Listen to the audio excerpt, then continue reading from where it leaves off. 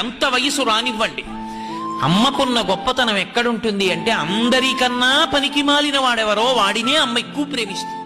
లోకంలో మిగిలిన వాళ్ళు ఎవరిని ఇష్టపడతారంటే ఎక్కువ సమర్థత ఉన్నవాడిని ఇష్టపడతారు. అమ్మ తనకి కలిగిన సంతానంలో అందరికన్నా అర్భకుడై, అందరికన్నా వెనకపడి, అందరికన్నా చేతకాని వాడైపోయిన వాడెవరున్నాడో వాణ్ణి ఎక్కువ ప్రేమిస్తుంది, వాణ్ణి ఎక్కువ స్మరిస్తుంది, వాడు వృద్ధిలోకి రావాలని తహతహలాడుతుంది.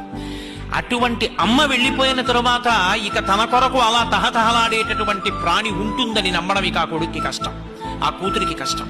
ఎందుకంటే మిగిలిన వాళ్ళకి నిస్సందేహంగా బరువు, అమ్మకొక్కదానికి. కన్నీళ్లతో ఈశ్వరుణ్ణి ప్రార్థిస్తుంది వాడు వృద్ధిలోకి రావాలని, ఆమె వృద్ధిలోకి రావాలని. అమ్మలాంటి వ్యక్తి సృష్టిలో ఉండదు. భగవంతుని దయ ఎటువంటిదో అమ్మ యొక్క దయ అటువంటిది.